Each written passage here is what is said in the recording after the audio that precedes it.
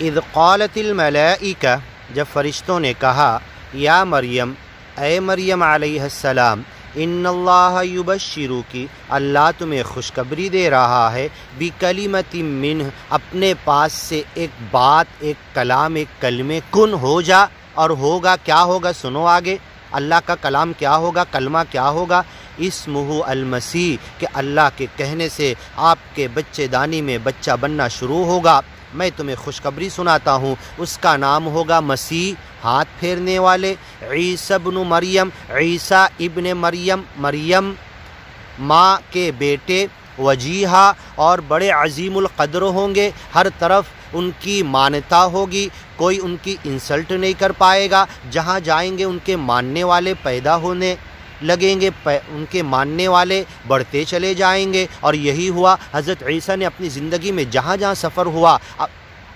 اللہ کے ایمان اور گیان کو سب کو داخل کرتے آگے بڑھتے گئے۔ فی الدنیا، دنیا کے اندر بھی بڑے عظیم القدر ہوں گے، وجی ہوں گے، اچھے چہرے والے، خوبصورت بھی، اچھے بدن والے، اور قبول صورت بھی، ان کے گیان اور ایمان کو بھی لوگ قبول کریں گے۔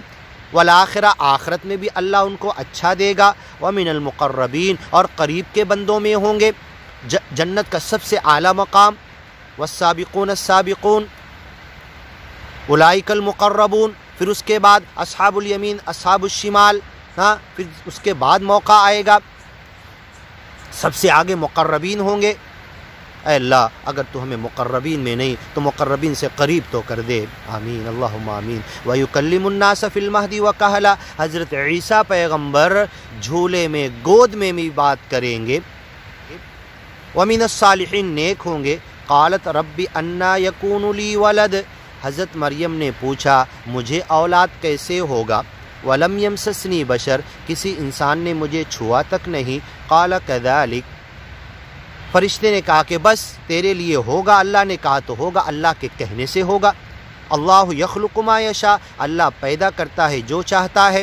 اذا قضا، جب فیصلہ کر دیتا ہے، امرا، کوئی کام کے ہونے کا، فانما، تو وہ اللہ بہرحال بے شک، یقول، کہہ دیتا ہے، کن، یقول لہو، اس چیز کو کہہ دیتا جس کے کرنے کا ارادہ کیا، یقول لہو، اس کو کہہ دیتا کن، ہو جا، میں نے چاہا ایسا بننا، بن جا، مٹیریل لانے کی ضرورت نہیں، کن، بن جا، کچے مال، پکے مال، اور اس کو گرم کرنے، ٹھنڈا کرنے، اور پھر اس کا ڈھانچہ، اور پھر ڈائی، یہ سب نہیں، کن، میں ایسا چاہتا تھا بننا اور بنانا، کن، ہو جا، بن جا، فیکون، ہو جاتا ہے۔ وَيُعَلِّمُهُ الْكِتَابَ، اللہ نے حضرت عیسیٰ کو کتاب سکھایا، والحکمہ، حکمت کی باتیں، سمجھداری کی باتیں، حکیمی اور جڑی بوٹی اور دوا کی باتیں مراد نہیں ہے۔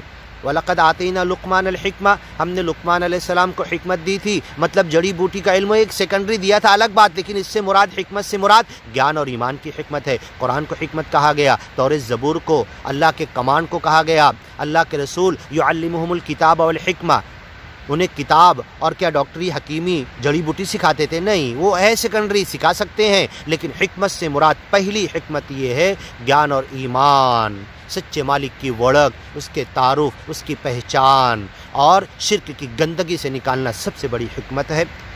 حضرت عیسیٰ علیہ السلام لوگوں کو کتاب اور حکمت سکھاتے تھے، اللہ کے رسول بھی یعلمہم الکتاب والحکمہ، سورہ جمعہ میں، سورہ آل عمران میں، سورہ بقرہ میں کئی جگہ آیت آئی ہے۔